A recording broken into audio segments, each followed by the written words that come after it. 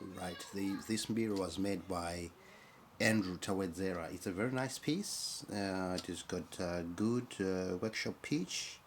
I'm gonna be just play or tap the keys to, in order for you to hear what the sound comes out as.